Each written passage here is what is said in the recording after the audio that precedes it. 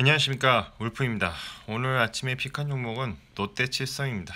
결론적으로 롯데칠성은 제목이 좀 재밌어요. 오늘보다 밝을 내일, 다음 후반기가 좋을 거라는 거죠. 그리고 주가 추세상 디스카운트 추세선에서 반등 후 우상향을 유지하고 있습니다. 투자 아이디어로는 후반기 코로나에도 해소될 쯤 하면, 코로나가 해소될 쯤 하면 식음료 매출이 확 늘지 않을까? 그리고 이제 음료 판매나 주류 이런 판매가 다채널된 판매 루트가 있어서 지금 앞으로는 좀 더 많이 괜찮을 것 같다라는 겁니다. 바이포인트 셀포인트입니다. 롯데칠성에 관련된 레포트는요, 신현증권 김정섭님께서 연구원님께서 올려주셨고요. 제목 보시면 알겠지만 오늘보다 밝을 내일이라고 써 있습니다. 1분기 매출액과 영업이익 기대치를 상회할 전망이고, 전년 출시한 클라우드 생 드래프트와 와인 중심으로 가정용 차량 판매가 확대되고 있으며, 가동률 상승과 비용 통제를 통한 전년 동기 대비 흑자 전환을 달성할 전망이다라고 했어요. 이제 2021년 앞으로는 좋아질 전망이다. 다 읽어드릴 수는 없고 그냥 채널 성장, 온라인이나 배달 이런 거 다변화, 그리고 에너지 음료와 탄산수 판매량 증가, 가격이 이제 또 인상됐던 그 효과, 이런 게 있고요. 여러모로 다양한 그런 효과 때문에 견조한 실적 흐름을 이어갈 것이라는 것입니다. 주가 분석입니다. 300선 돌파, 굵은 분홍색선을 돌파를 하면 장기적으로 하단에서 많이 올라왔다는 것이고요. 파란색 선 디스카운트에서 반등을 하고 우리 빨간색 추세선에서 맞고 내려오는 흐름에서 우상향을 하고 있다는 것입니다. 서브스토리입니다. 미국 주식 당장 하라는 전문가 외. 미국 주식을 당장 하라는 전문가. 지금 미국 경제는 상상 이상이다. 미국 증시는 세계에서 가장 오래된 시장 중이고 전 세계 시가총액의 57%를 차지하는 가장 큰 시장이라고 합니다. 우리가 알고 있는 익숙한 기업, 하다못해 저도 애플을 쓰고 있거든요. 그렇기 때문에 어떤 주식이라도 내가 잘 알고 있는 인지 조화를 이루는 주식을 하라는데, 우리가 많이 쓰고 많이 알고 있는 기업들, 국내 기업도 있지만 미국 기업들이 더 많이 접하고 있다는 거죠. 2차 전지 소재주 강세, 실적 개선 기대에 두각이 된다. 다 필요 없고, 중국차나 이런 것들은 잘 모르겠고, 앞으로도 전기차는 지속적으로 성장하기 때문에 그에 따라서 같이 성장할 수 있는 것들이 바로 배터리다. 그 중에 배터리 3사보다는 소재를 공급하는 업체를 한번 보자. 양극재 공급 업체와 전해질 생산 업체 탑픽. 그래서 이게 종목으로는 에코프로 BM이나 LNF 첨보가 장기적으로 좋다는 거죠. 고수 주식 유튜버 추천 정보 5분 요약 정리. 다 요약을 다 말씀드릴 수는 없지만 매크로적인 측면에서 저는 딱 한 줄로 요약을 할 수 있을 것 같습니다. 5월까지는 좋고요. 배터리주 관련주 좋게 보자.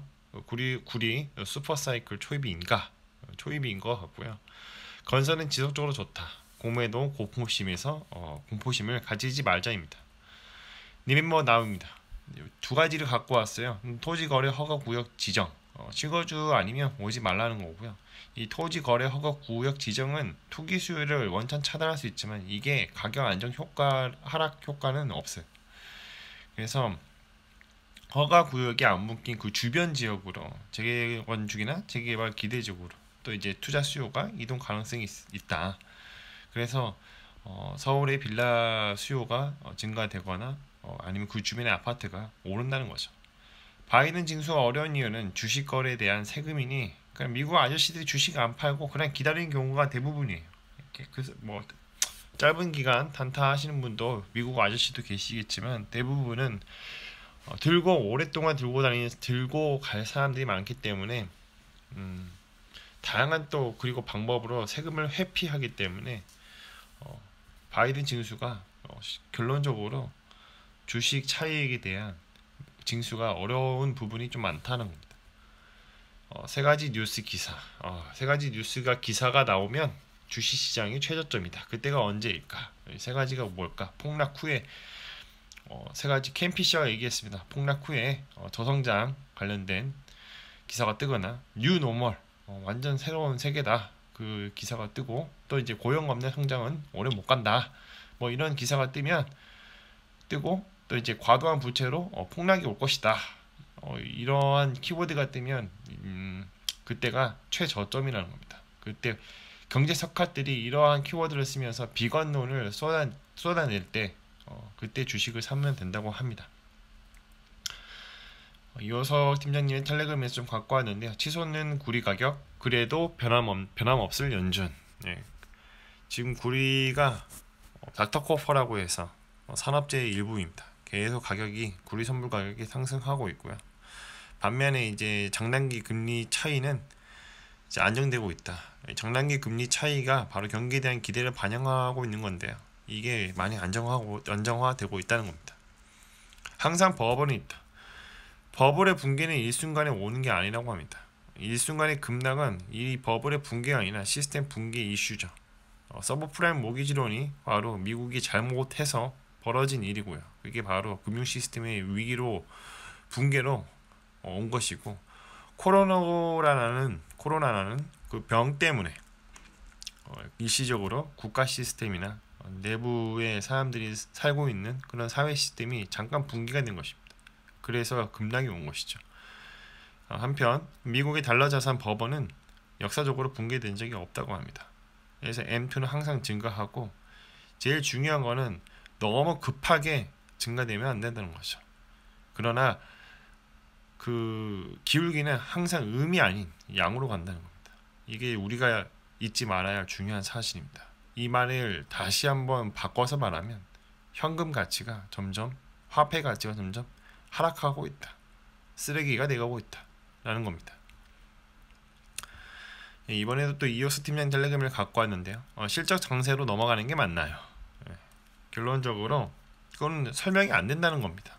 포스코도 오르면서 카카오도 동시 3% 이상 상승하고 있습니다. 전통적인 경기 민감주, 경기 방어주, 아니면 또 카카오는 또 성장주잖아요. 동시에 오르고 있는데 이게 과연 유동성 장세에서 실적 장세일까라는 거죠. 이 뭐 여러 가지 설명이 안 되는 부분이 지금 벌어지고 있고, 우리는 그 역사 속에 있다는 겁니다.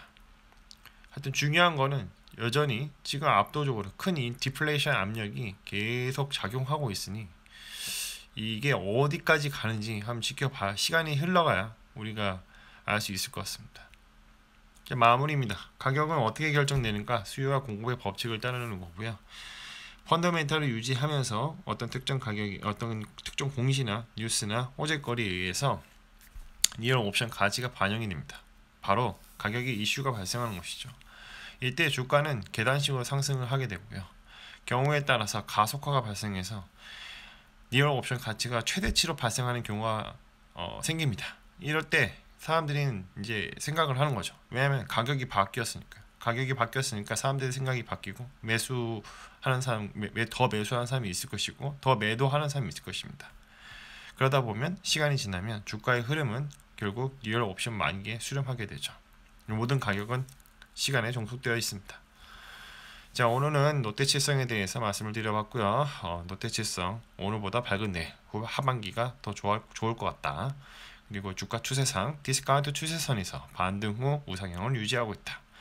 그래서 이제 투자 아이디어는 후반기 식료 매출이 확 늘지 않을까라는 내용으로 말씀드려봤고요. 컨텐츠가 좋았다면 구독과 좋아요, 알람 설정 감사합니다.